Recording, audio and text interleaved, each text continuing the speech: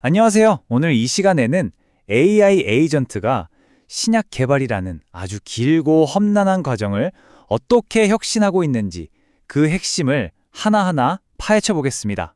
자, 그럼 바로 시작해 볼까요? 이 질문, 이게 바로 오늘 우리가 풀어야 할 가장 큰 숙제입니다. 도대체 왜 신약을 만드는 건 이렇게나 시간도 오래 걸리고 돈도 많이 드는 걸까요? 그 답은요, 의약품을 만드는 공장, 그 자체의 특성에 숨어 있습니다.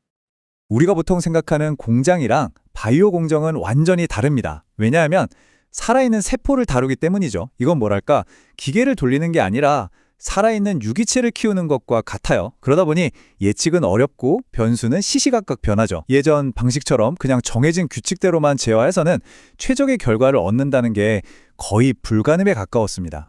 바로 이 어려운 지점에서 구원투수처럼 등장하는 게 바로 AI 에이전트입니다.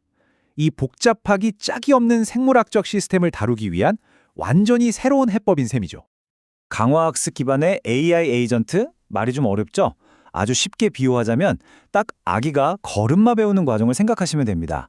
아기는 수없이 넘어지고 일어나면서 스스로 균형 잡는 법을 터득하잖아요. AI 에이전트도 똑같습니다.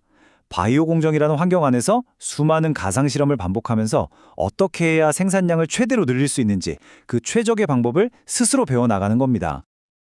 자, 이 표를 보시면 그 차이가 확 느껴지실 겁니다. 기존의 PID 제어 방식은 그냥 온도는 무조건 70도로 맞춰. 이런 식으로 딱 정해진 값만 따르는 단순한 방식이었어요. 그러니까 상황이 바뀌어도 유연하게 대처하기가 어려웠죠.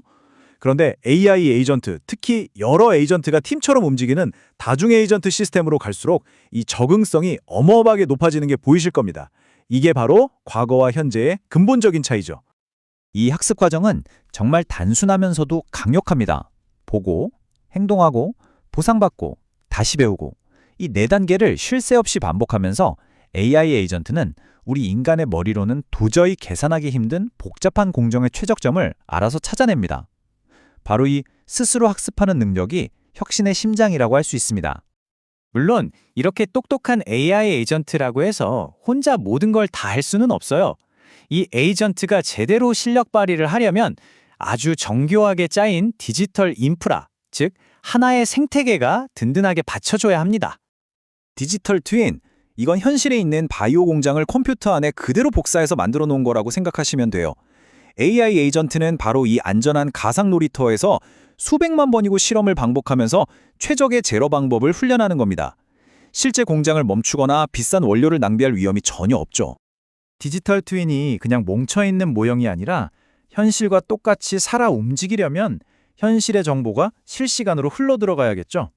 그 역할을 하는 게 바로 공정분석 기술 PAT입니다. 공장 곳곳에 설치된 첨단 센서들이 우리 몸의 신경계처럼 온도나 농도 같은 데이터를 끊임없이 모아서 디지털 트윈과 AI의 뇌로 보내주는 거죠. 자, 신경계, PAT를 통해 데이터를 받았고 가상세계, 디지털 트윈에서 시뮬레이션도 해봤어요. 그럼 이제 뭘 해야 할까요? 바로 결정을 내려야죠. 모델 예측 제어, MPC가 바로 그 두뇌 역할을 합니다. MPC는 단순히 현재 상황에 반응하는 게 아니에요. 데이터를 기반으로 앞으로 몇 시간 뒤에 공정이 이렇게 변할 것이다 라고 미래를 예측하고 그 예측된 미래에 가장 좋은 결과를 낼 수 있도록 한 발 앞서서 제어 명령을 내립니다. 이게 진짜 예측 기반 제어의 힘이죠. 지금까지는 어떻게 라는 기술적인 부분을 봤다면 이제부터는 왜 라는 전략적인 관점으로 넘어가 보겠습니다. 이 모든 기술들이 합쳐져서 디지털 설계 기반 품질 고도화라는 새로운 제조 철학을 탄생시킵니다. 예전에는 어땠나요? 일단 제품을 다 만들어 놓고 맨 마지막에 이거 품질 기준에 맞나? 하고 검사했잖아요. 그런데 QBDD는 이 판을 완전히 뒤집습니다. 처음부터 완벽한 품질의 제품이 나오도록 공정 전체를 디지털 기술로 미리 설계하고 관리하는 거죠.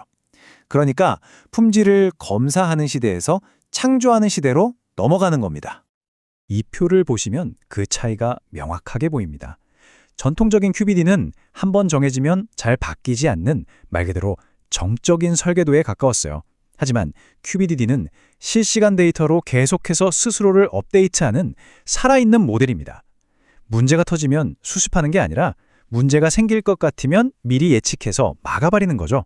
이게 바로 예측적 품질 보증으로의 대전환입니다. 자, 그래서 이런 엄청난 기술들이 실제로 어떤 결과를 가져왔을까요? 가장 먼저 눈에 띄는 건 바로 연구개발 시간입니다. AI 플랫폼이 수많은 가설을 순식간에 검증해 주니까 신약 후보 물질을 찾아서 임상시험 전 단계까지 가는데 걸리는 시간이 기존에 3년 넘게 걸리던 게 12개월에서 18개월, 그러니까 절반 이하로 뚝 떨어진 겁니다. 시간 단축은 곧바로 엄청난 돈으로 연결됩니다. 개발 기간을 18개월이나 앞당긴다는 건 그만큼 더 빨리 시장에 나가서 수익을 낼 수 있다는 뜻이거든요. 이걸 돈으로 환산하면 제품 하나의 가치가 무려 1억 8천만 달러, 우리 돈으로 약 2,400억 원이나 증가하는 효과를 가져옵니다. 정말 어마어마한 액수죠. 제주 현장에서는 어떨까요? 디지털 트윈과 AI 에이전트가 실시간으로 공정을 최적의 상태로 유지해 주니까 불량품이 나올 가능성 자체가 줄어듭니다. 사실 AI가 없던 과거의 QBD만으로도 생산 실패율을 최대 40%까지 줄였거든요. 그런데 여기에 AI까지 더해졌으니 그 효과는 상상 이상이겠죠.